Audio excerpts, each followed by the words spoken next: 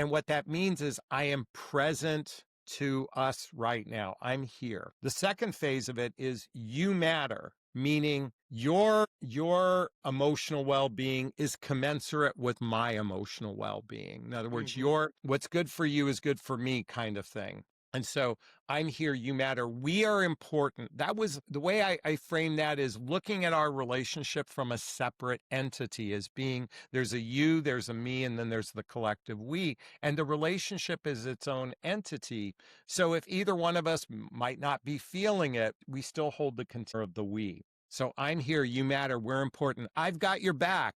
Hey, look, Yeah. you've got a colonoscopy appointment, I'm going to take you there. If you need to be picked up from the airport, I'm going to be there for you. If you're going through a surgery, and I'm thinking of the tough things, Yeah. Yeah. I'm going to be there for you. I'm here, you matter, we're important. I've got your back. I'm not going anywhere. That means I am committed to this relationship like it's a vow.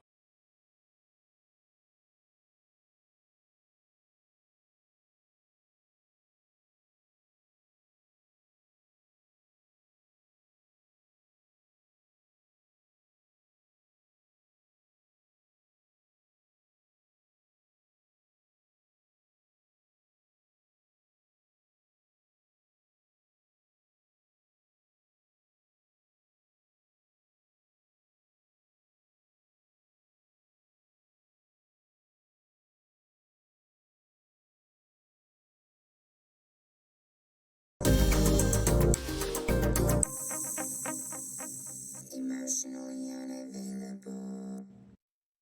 Okay, well, it's so nice to meet you. I was just reading your Podmatch profile again. I'm really excited to have this conversation.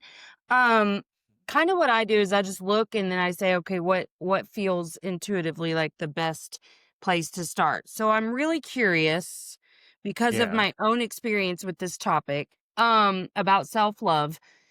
I'm curious. So you had this really life-altering event of losing your son.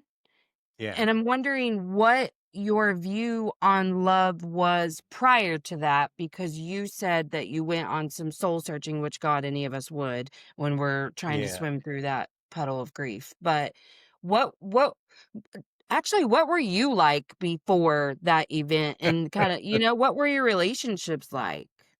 Yeah, yeah, thank you for asking. What's interesting is I reflect back on my life, if I take it in stages. My first 21 years was the blueprint my parents taught me, was go to, graduate high school, go to college, get a job, meet someone, get married, buy a house, start a family. That was the script I heard for, I'd say, and I'm using 21 years because if we look at cycles of 7 years, 21 years, that sort of thing. And for the next 21 years, I adopted that cycle. And particularly when it came to romantic relationships, but also, um, and sadly, I also adopted the belief that greed was good because I watched the movie Wall Street. Oh And, yeah, yeah, yeah. around that period, or the second 21 years of my life, and I followed that script until I was turned 42. I lost my high end corporate job. I was going through a divorce, and I went through the market crash in Mm. 2008 ish period of time. And my identity was pummeled. I mean, my identity, who I was, who I thought I was pummeled. And with respects to love, I had literally virtually no love for myself. Mm-hmm. I was in a lot of shame, in a dark place, that sort of thing. And so what happened next was I started to do drugs and alcohol to numb the pain, At but I also had 42? another, huh? At 42? Yeah, at 42, Okay, right around awesome. that time. Yeah. But I also found I had another addiction, and that was online dating. Oh my And gosh, I love this. yeah, so my online dating addiction, and why I'm calling it an addiction was, connecting. I was going through a divorce, connecting with people, and keep in mind this was almost 20 years ago when online dating Mhm. was like the Wild West, not what it is today. And Yes. I'm connecting with other divorcees, and talking about relationships, talking about our lives, that sort of thing. And why I call it an addiction, it became a replacement for therapy. In other words, Mhm. talking to, and there were times, Melissa, I was talking to two, three, four, five women at the same time. Yes. I had chat boxes open, communicating with multiple people because I was Yes. so depressed, so lonely, so fearful. In fact, I went through a period of time where I went to bed wishing I didn't wake up. Mind you, I'm Yes. out of work. I'm going through all my money real fast. I had 2 children. My ex-wife was like criticizing me for not stepping up, and rightfully so from her vantage point. But from my vantage point, I was so depressed. I literally didn't want to wake up. That's how bad Yeah, it you didn't was. have anything left to give, yeah. Yeah. And thank you. And so it was interesting, around that time, the movie The Secret came out, Uh-huh. and I remember watching it, and I'm pointing at this out particularly, I'm like, wow, this really resonates with me, the law of attraction, spirituality. Like it felt like a harmonic, something familiar. So I began investing into Tony Robbins and listening to the CDs and watching. I mean, I could give you the list of people I began watching around the late 2008, 9, and 10. Yeah. Wayne Dyer, Abraham Hicks, the whole list. Mhm. And I had such a connection with women that they started to reach out and ask for advice from me. Like I was connecting with women, and it was more friendship based, that they go, Jonathan, would you look at my dating profile and tell me what you think? Yeah. And I'd look at their dating profile and I say, well, you should change these pictures. You should write this and do this. And then a few weeks later, I get a call, Jonathan, I met a guy. Would you look at his profile and tell me what you think of the guy? And I'm like, okay. And literally in 2010, my new profession was birthed, becoming a dating and relationship coach. And, but at that point, I still operated from a place of, I need you to love me so I feel good about myself. I was Yes. still very codependent personality, very anxious attachment style, that sort of thing. And I embarked on lots of dates, several relationships along that way, during that period of time. And as I started to study relationships in particular, the mechanics of a good relationship, what it takes to have good communication skills, what it takes to actually understand yourself, over the next 15 years, my belief around love began to evolve. And you brought up when my son passed away, which was 7 years ago. In that experience, I really started to reflect upon, what does it mean to love? Mhm. And the reason why I'm bringing this up is, literally, I'm at giving his eulogy. I stopped right in the middle of my speech and I turned to everyone. I said, look, we can grieve with suffering or we can grieve with love. And love, I believe, is both the highest frequency, the highest form of expression, that sort of thing. But it's also being in a gigantic state of appreciation. Yeah. And believe me, I'm not discounting anyone's loss by saying this. Um, but I started to lean into, how would he want me to live my life? He'd want me Mhm. to live my life like he'd want me to live my life at 500 miles an hour with my hair on fire. That's what he would have wanted.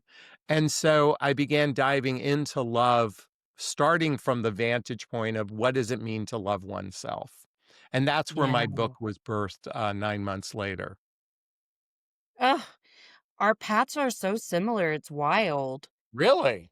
Yeah, yeah, like, I would say, aside from, like, I don't know what your childhood was like, but mine was very tumultuous and full of trauma, but I always say the second phase of my life started really when I was married, and I got married at 20 because that was cute, and, Yeah. um, decided to have a child at 22, Okay. and that was kind of the second phase because my mom died while I was pregnant, and Mm, and they had been addicts my whole life and whatever, and I'd already lost my dad. But it was like I was closing a door on this first chapter of my life and like, okay, now I'm the adult in charge and now I have to do this my way, but fully believing that none of the stuff that I had experienced really impacted me because I wasn't living my pain out loud in the way my siblings were. And so I yeah, was like, okay, now it's time to try to be perfect in a different way than I've tried to be perfect for this first phase of my life. And yeah, then, I reached burnout at 43, also used lots of drugs and alcohol to try to escape. Like very similar. So why I'm so fascinated because I remember the first time because it was a practice to learn to feel this self-love, right? yeah, And I remember the first time that I felt it, and then I was able to, like, receive that from other people, but what's hilarious about this is I just posted a clip yesterday from my other podcast talking about this, and someone commented, um there was 2 videos that people commented something rude on, but I think it was something like, "Are you too serious?" or something like that, or, "Is this a joke?" And I'm like, "Wow." I'm not even offended by it because I just cannot take things like that personally, but I'm like, "Wow, this is kinda who we are as humans until we figure this love thing out, is that we just yeah, believe because I was saying the rest is chemicals, like, you know, all of the yeah, love yeah, chemicals and hormones, but the love that you and I are talking about has nothing to do with that stuff. And sure, they influence and whatever, but this is like you can only cultivate it within yourself. Even when you're at a chemical low, you can feel it's for yourself. And yeah. that's You how know, you know the distinction. when I think of self-love for anyone that's like hearing this and going, "Oh my God, I don't like that phraseology." And a lot of times self-care is, the example of self-love and manicures, pedicures, that sort of thing, Yes. and massages. Bubble And bath. while that's great for physical care, when I Right. think of self-love, I think of it from an emotional standpoint. I think of our self-worth, our self-esteem, our self-confidence, our self-reliance, our self-discipline, all wrapped into the word of love. But more importantly, is the recognition that we all have an emotional 6-year-old inside of us. Now, Mhm. for some of you, it's a 4-year-old. For some of you, it's a 12-year-old, whatever it is. I like to use 6-year-old. We have an emotional 6-year-old inside of us that's navigating life oftentimes from a place of fear, from a place of anxiety, from a place of uncertainty, lack of worthiness. And so when I think of self love, I think of how we, the adult, can nurture the emotional 6-year-old inside of us, Mhm. particularly when we feel fear, insecurities, doubts, judgments, how our actions affect others, all that sort of thing. And it's really stepping into a place of awareness to navigate that emotional 6-year-old inside of us. That's the way I kind of view self love, along with the self care piece. Okay. But I wanted to make a distinction between the two for those that, get hung up on Yeah. that part of self love. And not that self care isn't important, physical health, that sort of thing. So, Yes, um, but I used to that was kind of all I knew of self-love prior, yeah, was like, "Oh, well, if I'm tired, I need to take a nap." Or, like I was learning to meet physical needs because I didn't know how to meet emotional needs.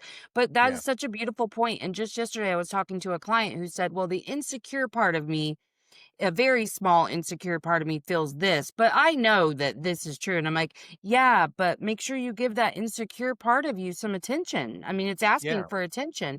Don't just dismiss it as that's dumb and whatever, because that's the reason we became so in our heads and not in our bodies in the first place, is because we were taught to tell ourselves, oh, that doesn't mean anything. Oh, yeah. yeah, no worries. Make sure you're addressing all of those parts of you that come up.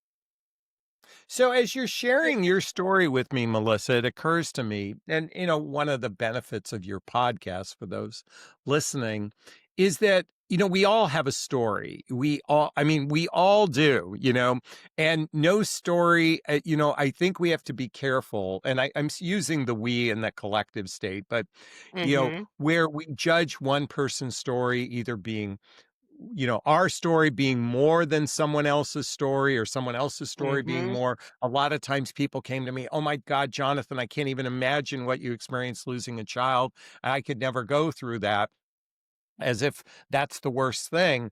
And I believe, and this is going to sound a little corny, but God gives us, you know, exactly what we can handle, not no Mhm. more, no less. We can navigate the ups and downs of life, and we've all experienced it. And I think, you know, what most people are looking for is just a sense of like, I'm not alone. I'm not Yeah. alone in this. Like, as I'm sharing my story with you, you're like, "Oh, I can resonate. I've been through, the drugs, the alcohol, that sort of thing." And for other people listening, they go, "Oh, I can relate to that." And other people like, "Oh my God, I can't believe you went down that road."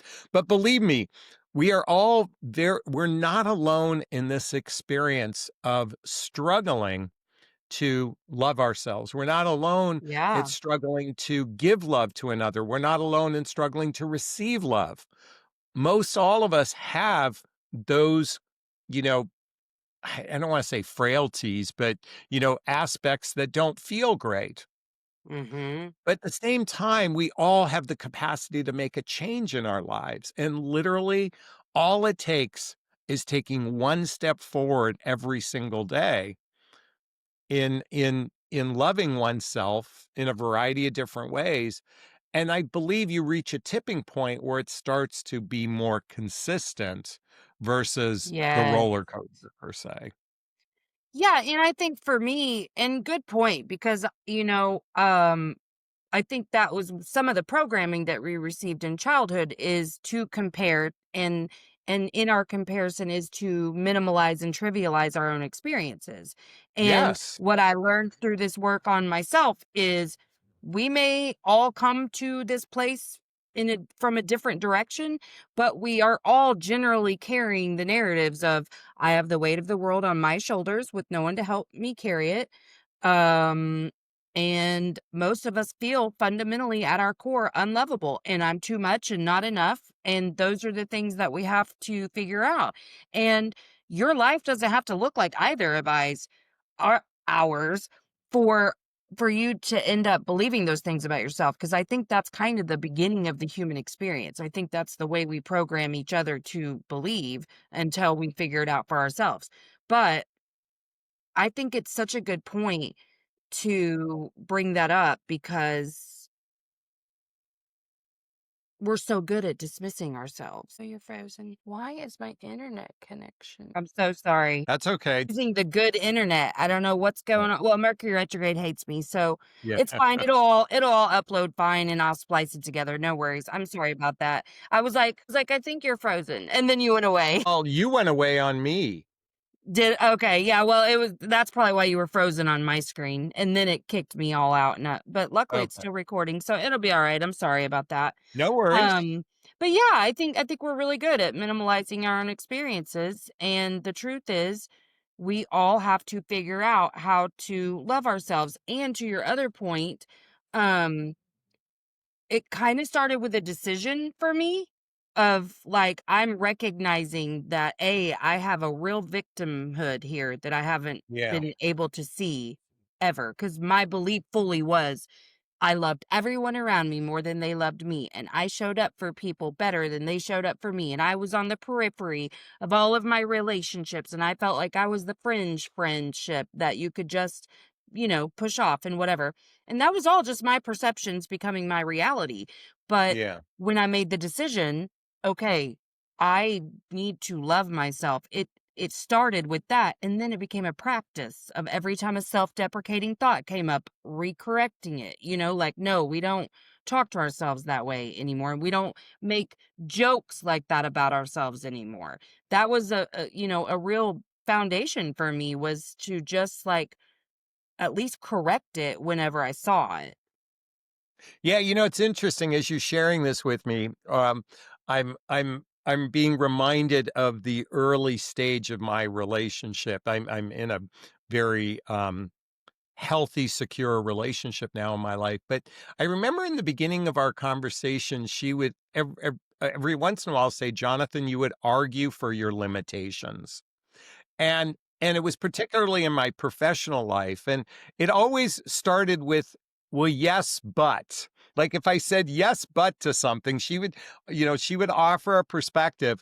And then the yes, but was why it wouldn't work. Mhm. And I realized, and I was like, well, but then I would be going, I wanted to defend my position, Yes.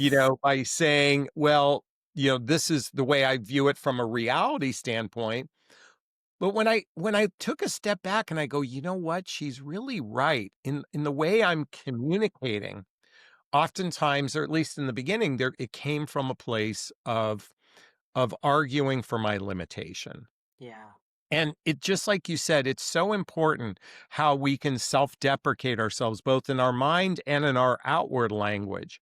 And it is so powerful to reframe those negative thoughts, those negative beliefs, and just reframe it to the affirmative. And I'll Yes. give you an example that I hear frequently as a dating and relationship coach. Is that okay? Absolutely.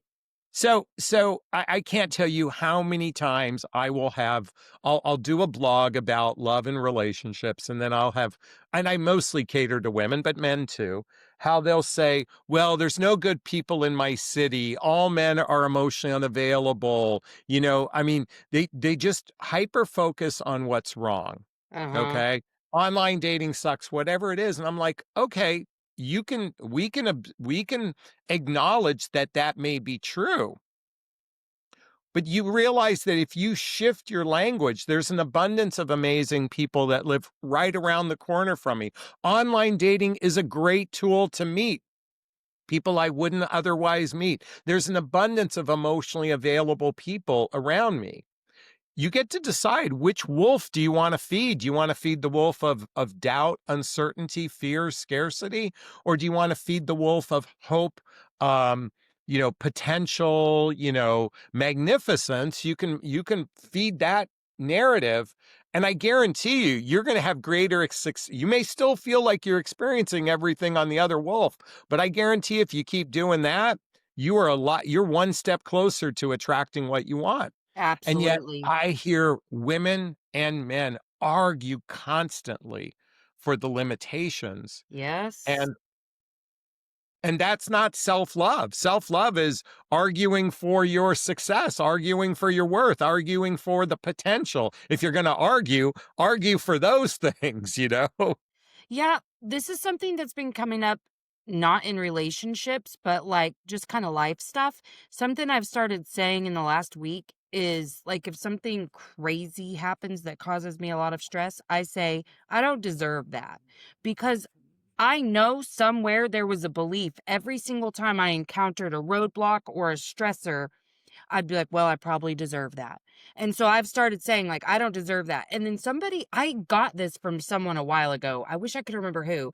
But every time someone does something kind for me, Yeah. and my initial thought is to be like, "Oh my gosh, they're such a wonderful person, blah, blah, blah, blah, blah," which is inherently not a bad thing. But I think it's Yeah. so easy for us to go, I can't believe somebody was that kind to me Mhm. because of our subconscious beliefs. I've started to say in the last 6 months or maybe even longer, like, wow, that person really saw my worth. Like I'm like a good enough person to receive that kind of kindness. Yeah. Because I Yeah. feel like the inverse of that can often really be us going, there's no way I was worthy of that. I can't believe it. Like, yes, I am still moved when somebody is very kind. Like, I hope I always am. But I don't want it to be movement from a place where I was operating from some belief that I wasn't worthy of that in the first place. Like, yeah, I should be surrounded by kind people because I'm a kind person. Kindness certainly can beget more kindness. In other words, I remember once driving through a Starbucks and I went to go pay, and the barista said the car in front of you paid for your coffee. And I was like, holy cow. And now I want you to know that I didn't go down the path of not deserve it or anything, which I could easily have done in the past. I actually felt guilty. That And they and paid for it? Yeah, when I said guilty, I'm like, okay, now I've got to do this for somebody else, you know? And then I really sat with it. I sat with the idea of what it feels like to pay it forward. Like in other words, treat three people the next time for that one kindness. And it would be so amazing, like that movie Pay It Forward, where it's not you pay it forward once, you pay it forward three different times kind of thing. And Oh, yes. how I remember. quickly the world will change if we operated from that place. And that's operating from a different vantage point of self-love. That's operating from the place of abundance, from a Mhm. place of the universe has, and you have to kind of believe in a spiritual side, something Right. beyond yourself. But if whether you call it God, universe, or spirit, I call it Gus. Okay. I learned that from a friend of mine, God, universe, spirit. Yeah, yeah. But the universe has provided, we have all we need, believe it or not, if we Mhm. really adopt that. And and when we can come from a place of appreciation, we give that appreciation to others, we'll get it back tenfold. You Mhm. know, when we give kindness to others, that's a form of appreciation. We'll get appreciation back tenfold, I believe. So but you're right, like you came from a place of deservedness. I briefly went to guilt, but Yeah.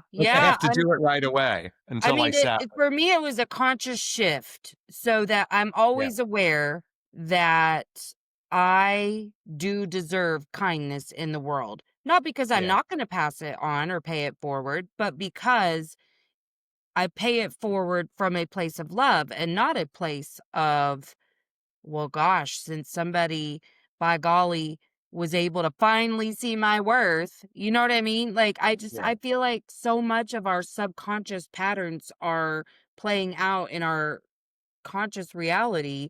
And I'm trying to be conscious as much as possible. So anytime I can just expand my consciousness a little bit, I will. And I think so often it really does just take one decision and then Yeah. confirming that decision over and over and over, and especially with love, for ourselves and everything around us.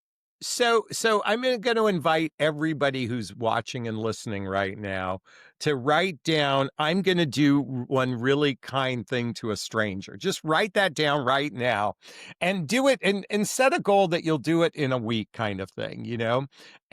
And see how that feels for oneself. How does that feel? And maybe you can do it, once a day, kind of thing. What can I and really be thinking about generating a level of kindness, because I believe I didn't plan on going down this road in this conversation, but only because you brought it up. I'm going to set that intention. I want to do one kind thing to a stranger, whatever that might be, and see how your heart fills up. And so, you know, there's no doubt many people are struggling right now, Mhm. emotionally, physically, mentally, that sort of thing, spiritually, even. Um, at the same time, I believe that if we literally set the intention to take one step forward, just keep moving forward in an area of kindness, in an area of love, in an area of appreciation, of gratitude, of compassion and care, your li- our lives will just start to feel better. And Mhm. ultimately, that's what we want. We want to feel that we don't have to feel happy, but boy, I think feeling joy, contentment, bliss Mhm. are really some really fascinating emotions to work on experiencing on a regular basis. For sure. And I think for me, love had to come first, and then that lent itself to finding the self-compassion. Like, every single that was part of confirming the decision of love, is that when I made a mistake or I was upset at myself for something, that I could then offer myself compassion. And then when you're really good at offering yourself these things, you can give those things so much more freely to others that aren't tied to people-pleasing behaviors or anything else. It's literally like, I see the you in me and the me in you. We're all just doing our best here. I can have so much compassion for other people in their human experience because I'm Sure. able to offer that to myself. But before So let me ask you something. Are you in a relationship? I am, Okay, how long you been together? uh, like 16 years Oh, okay, 16 years. How just out of curiosity, how'd you two meet? through mutual friends. Oh, okay. I only say that because 65% of all new relations these days start with an online connection. So, well, that's awesome that you have romantic love in your life, right? Yeah. And does your partner have self-love? I don't I don't think so, really. I think he tries, but Yeah. I don't think he's quite there, if I were to guess. So do you guys talk about your podcast and what you're doing? Yeah, yeah, he listens to all the episodes and we talk about it, and I mean, I think he's learned a lot, but I the reason I say no to that question is just he's still very people pleasery. Ah. And so I don't think that you behave that way if you love yourself very much. Well, I'd rather have a people pleaser in my life than a toxic person in my True. I life mean, he's if I'm very going to choose kind. between the Yeah, two. he's very kind. He just has no boundaries with Okay. anyone. Well, if since he's going to listen to this, my friend, it's time to establish boundaries. And boundaries is simply what's okay and what's not okay for me. I believe it was Brene Brown that said that. So, um, well, you can help him along the way, my dear. I try. I'm doing my best. He listens to the episodes and whatever, but that was where I really felt the biggest shift, even with him being exactly where he was, like I think he's kind of where he's always been in relation to us.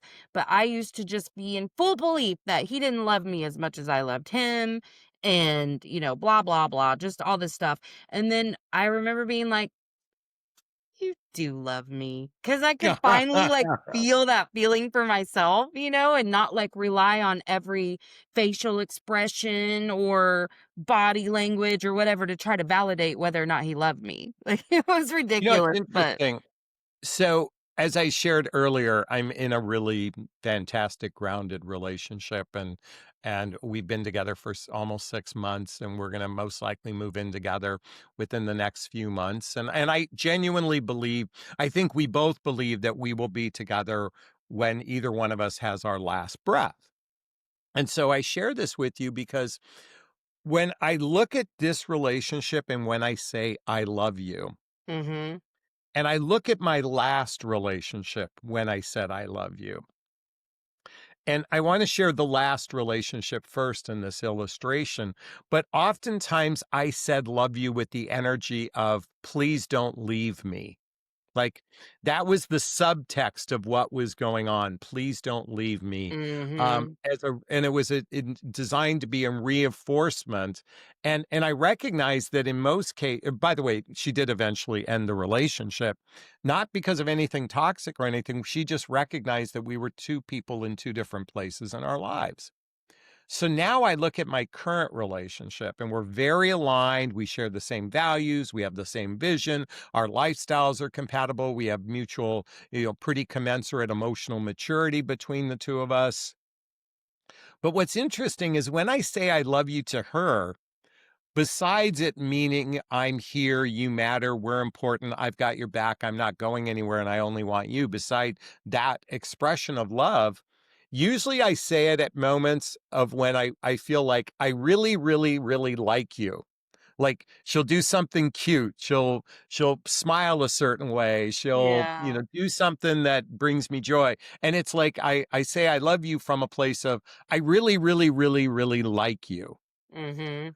Or I say I love you from a place of, God, gosh darn it, I am so grateful you are in my life. I am so grateful you're in my life from a very grounded, present, heartfelt space. So Yeah. this is just my interpretation of when I say I love you. And I believe it's the same for her. It's either like, "Aw, I love you." That means I really, really like you, or God, I love you. And that comes from a place of gratitude. Yes. I love that distinction because there's lots of shades and colors of love, you know? And I believe it to just be this thing that we have within us, cultivated and shared with others. And the expression of it can look different however you want that to be. But for me, it just doesn't change what's happening on the inside. But man, when that gratitude piece comes in, it's so beautiful to just be so grateful for the relationships, the the energy exchange. I love that you said grounded in that because that's very true. Yeah, so, you know, when I began examining love from the romantic vantage point, I shared with you really quickly, but I'll elaborate a little bit more, is when I wanted to say I love you to the next person in my life from a romantic, I want it to mean I'm here. And what that means is I am present to us right now. I'm here. The second phase of it is you matter, meaning your your emotional well-being is commensurate with my emotional well-being. In other words, Mhm. your what's good for you is good for me kind of thing. And so I'm here, you matter. We are important. That was the way I frame that, is looking at our relationship from a separate entity as being there's a you, there's a me, and then there's the collective we. And the relationship is its own entity. So if either one of us might not be feeling it, we still hold the container of the we. So I'm here, you matter, we're important. I've got your back. Hey, Oh look, yeah. you've got a colonoscopy appointment, I'm going to take you there. If you need to be picked up from the airport, I'm going to be there for you. If you're going through a surgery, and I'm thinking of the tough things, Yeah, yeah. I'm going to be there for you. I'm here. You matter. We're important. I've got your back. I'm not going anywhere. That means I am committed to this relationship, like it's a vow. And lastly, I only want you. That means I only want you in my bedroom. You're the only one I want to jump bones with. Sure, we can fantasize about other people, but at the end of the day, I only want you from that passionate place. And so I shared this is the way I've framed what I love you means to me. And sadly, a lot of people operate from a place of I love you because I need you to love me so I can feel good about myself. It comes Yeah. from a lack place. It comes from a deficient place. It's Yeah. not coming from that grounded space that we talked about before. And why I'm bringing this up is that in many cases we cavalierly say I love you, no different than saying thank you to the barista kind of thing. I believe the words I love you is something that's very sacred, very sacred. And it shouldn't be trivialized. It shouldn't be weaponized. It shouldn't be used as like a way to say, don't leave me. And I'm guilty of this. Okay. And for anyone listening to this, really examine what does it mean to you, and invite, if you're in a relationship, invite your partner to really sit with what does it mean to them. Sit and have these conversations about what does loving another mean to you? What does it look like for you? Because in my opinion, what's the point of being in a romantic relationship if you can't find that space of love between the two of you? That's at least Right. my perception anyway. Right. Well, I think so many people find that their answer would be they can't feel a sense of validation or worth without a partner. Yeah. I mean, I know that's who I used to be, just not Well, able to feel that. many people will say communication is the most important component in a relationship, as well as chemistry, compatibility, all those things. What most humans struggle with, what I've observed, Melissa, is most humans struggle with actually identifying what they feel, what they want to feel, what their needs are. You know, a people pleaser probably has a lot of needs, but they subjugate their needs for somebody else's needs. Mhm. and really identifying what are your needs, what identifying your feelings, and then being able to articulate your feelings, articulate your needs. This takes ninja level skills that most of us have not been trained to do. I didn't get good at this until I've probably have accumulated thousands of hours of group therapy and group workshops and that sort of things to be an environment to not only witness other people um, communicate their needs, wants, and feelings, but then be able to, practice it with others as well.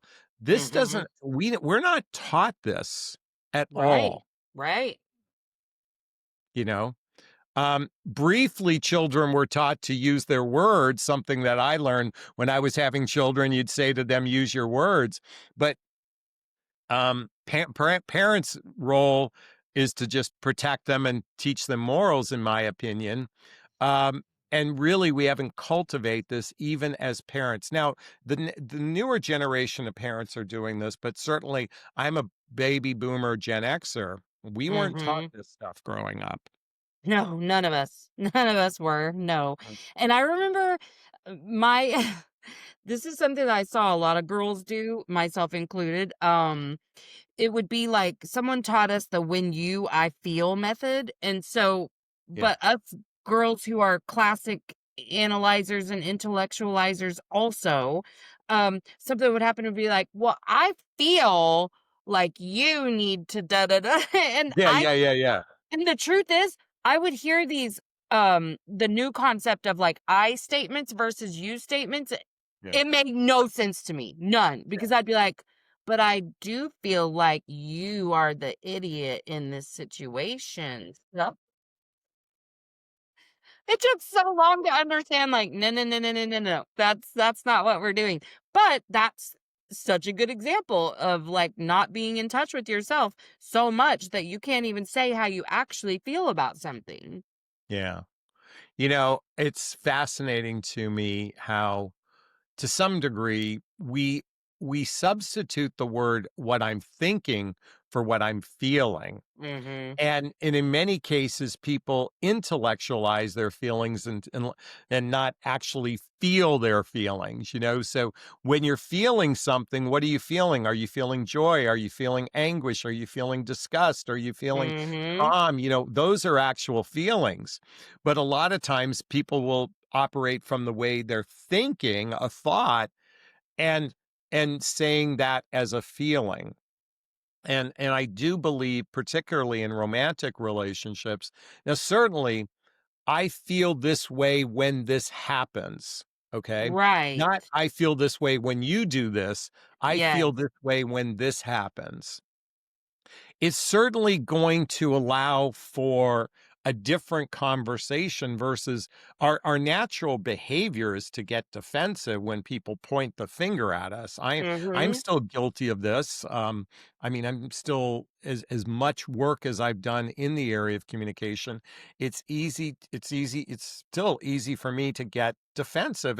And defensive doesn't mean anything bad. It's just our our psyche wants to protect ourselves. That's what Mhm. defensiveness is. It's not an intentional harm towards another person. It's really a self-protection mechanism. Or so this practice of communication requires, I believe, doing some work in this area instead of cavalierly expecting it. Yep. Um, and believe me, and I'm gonna say this, Melissa, because I work with women predominantly, they all point the finger at men. Men are the Yep. problem.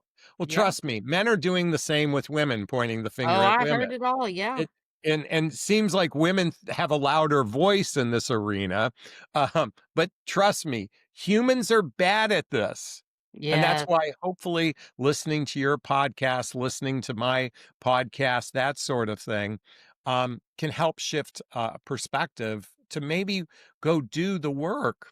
Because I'm a big proponent of personal development, self-help, spiritual work, um, and doing that within everyone's life. I totally agree. Man, I've had so much fun with you today. Tell us where we Yeah. can find you. Pardon me? Tell us where we can find you. Oh, sure. So my name is listed here, Jonathon Aslay. Okay, just cut and paste that, put it in Google. The first thing that will come up is my YouTube channel. Next will be my website. Next is my social media. If any of this resonated with you, or even my book, What the Heck is Self-Love? Anyway, if any of this resonated with you, come find me. Let me know where you met me, or, or just subscribe to all my stuff, or whatever again resonates with you, and hopefully I've made a difference And I'll make in sure at I least include one those links person's in the life show with this notes too. conversation. Yeah, I'm sure someone. Well, thank you again. Thanks for coming to Emotionally Unavailable. If you haven't already, like, subscribe, and share.